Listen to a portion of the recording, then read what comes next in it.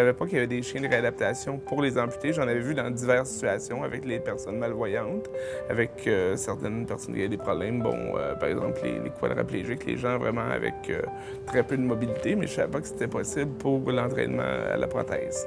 La première fois que j'ai vu Amos, il est venu vers moi, puis il m'a sauté dessus tout de suite, puis il a commencé à me licher le visage. Puis, moi, j'adore les chiens. J'ai trouvé ça bien le fun, puis de faire partie d'un programme comme Mira, ça m'a intéressé tout de suite. Je trouvais que j'étais comme chanceux d'avoir demandé de faire ça. Il s'agit essentiellement de remplacer les aides techniques conventionnelles, comme les cannes et les béquilles, par le chien de réadaptation lors de l'entraînement à la marche. Puisque c'est un animal, on a tendance à vouloir mettre moins de charge, moins de poids dessus. Donc forcément, on apprend à utiliser ses deux jambes, donc autant du côté prothétique que la bonne jambe. Et à ce moment-là, ça nous permet d'être davantage autonomes. Il y a des essais cliniques qui ont démontré que lorsque le chien de réadaptation est utilisé plutôt que les aides techniques conventionnelles, il y avait des améliorations au niveau de la cadence, de la vitesse de la marche. Il y avait également amélioration de la symétrie, de la stabilité et de la coordination du tronc lorsque le chien était utilisé comparativement aux autres aides techniques. Ça permet d'être plus confiant avec ses déplacements, de moins se fier aux aides traditionnelles que sont les béquilles, les marchettes, etc. Il faut bien différencier du chien d'assistance, qui est un chien d'assistance qui est personnel, qui est remis à une personne et qui a été entraîné spécifiquement pour les besoins de cette personne-là.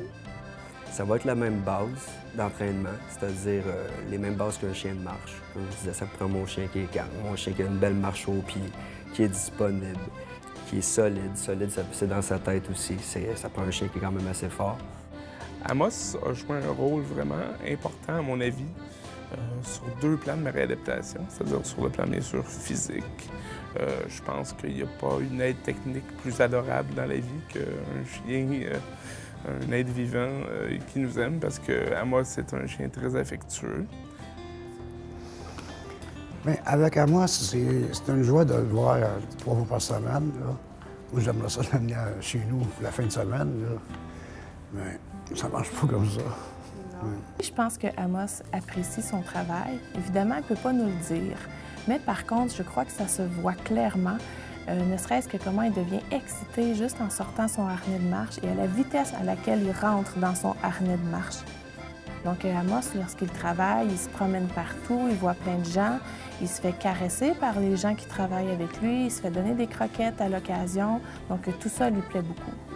Le patient a bien sûr une part importante de responsabilité dans le succès de son rétablissement, mais je crois aussi que tous les gens qui ont travaillé de près ou de loin à l'IRGLM ont contribué à la réussite. Et bien sûr, le chien de réadaptation Amos y est pour beaucoup aussi, mais je crois que le chien aussi est un atout au niveau du moral du patient.